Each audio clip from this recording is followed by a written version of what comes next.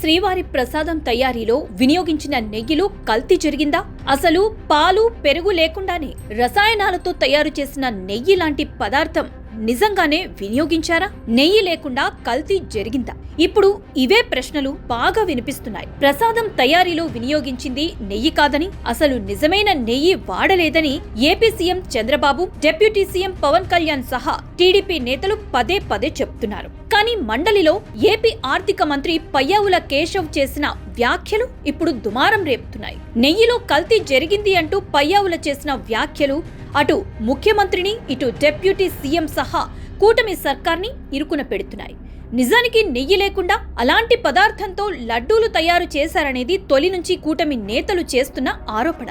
శ్రీవారి లడ్డూ ప్రసాదంలో వినియోగించింది నిజమైన నెయ్యి కాదని, రసాయనాలతో తయారు చేసిన పదార్థమని సిట్ అధికారులు ఇప్పటికే కోర్టుకు నివేదిక సమర్పించారు. కల్తీ జరిగిన మాట నిజమే అంటూ టీటీడీ మాజీ చైర్మన్ వైవి సుబ్బారెడ్డి కూడా ఒప్పుకున్నారు. దీంతో ఈ వ్యవహారాన్ని పక్కదారి పట్టించేందుకు హెరిటేజ్ అంటూ వైసీపీ నేతలు కొత్త వివాదానికి తెరతీశారు. సీఎం సొంత సంస్థకు పెద్ద ఎత్తున కాంట్రాక్టులు ఇచ్చారంటూ ఆరోపణలు చేస్తున్నారు. ఇదే అంశంపై అసెంబ్లీలో చర్చ అనంతరం మండలిలో కూడా ఇదే అంశాన్ని ప్రస్తావించారు. అయితే నెయ్యిలో కల్తీ జరిగిందంటూ పయ్యావుల చేసిన వ్యాఖ్యలు దుమారం రేపుతున్నాయి. నిజమైన నెయ్యి అసలే లేదు, అంత మోసం జరిగిందంటూ ఓవైపు అధికారులు నివేదిక సమర్పిస్తే, పయ్యావుల మాత్రం కల్తీ నెయ్యిపై ఎన్ని రోజులైనా చర్చిద్దామంటూ విపక్షానికి సవాల్ విసిరారు. అదే సమయంలో నెయ్యిలో కల్తీ జరిగిందన్నారు.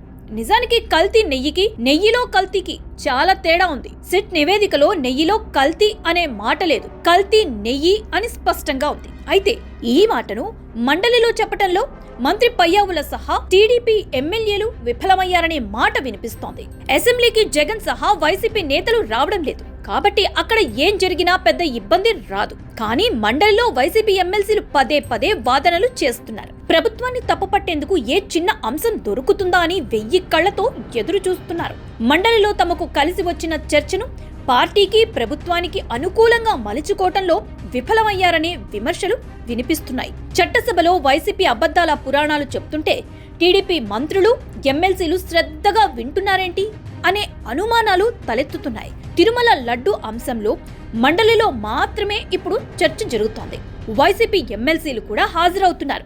వారిని గట్టిగా నిలువరించాల్సిన టీడీపీ మంత్రులు, ఎమ్మెల్సీలు సైలెంట్ అయ్యారనేది వాస్తవం. ఇక మంత్రి పయ్యావుల చేసిన ప్రసంగంపై అయితే విమర్శలు వెల్లువెత్తుతున్నాయి. అసలు ఆయనకి ఈ విషయంపై పూర్తి అవగాహన ఉందా అని సొంత పార్టీ నేతలే ప్రశ్నిస్తున్నారు. మండలిలో CM Chandrababu, deputy CM Pawan Kalyan లేని లోటు స్పష్టంగా కనిపిస్తోందని రాజకీయ విశ్లేషకులు వ్యాఖ్యానిస్తున్నారు. కల్తీ నెయ్యి అంశంపై మండలిలో మంత్రులు పయ్యావుల, అచ్చెన్నాయుడు మాత్రమే మాట్లాడుతున్నారు. పయ్యావుల కల్తీ నెయ్యికి బదులుగా నెయ్యిలో కల్తీ అని పదే పదే చెప్తున్నారు. ఇక అచ్చెన్నాయుడు తీరు చూస్తే మాత్రం పోరాటం కంటే కూడా గుర్తింపు కావాలనే ఆరాటం కనిపిస్తోందని సొంత పార్టీ నేతలు వ్యాఖ్యానిస్తున్నారు. తనపై వస్తున్న ఆరోపణల నుంచి తప్పించుకునేందుకు మండలిలో అచ్చెన్న తాపత్రయపడుతున్నారనేది పార్టీ నేతల మాట. ఏదేమైనా వైసీపీ నేతల ఆరోపణలను మండలిలో సమర్థంగా తిప్పికొట్టడంలో టీడీపీ నేతలు పూర్తిగా విఫలమయ్యారనే చర్చ జోరుగా జరుగుతోంది.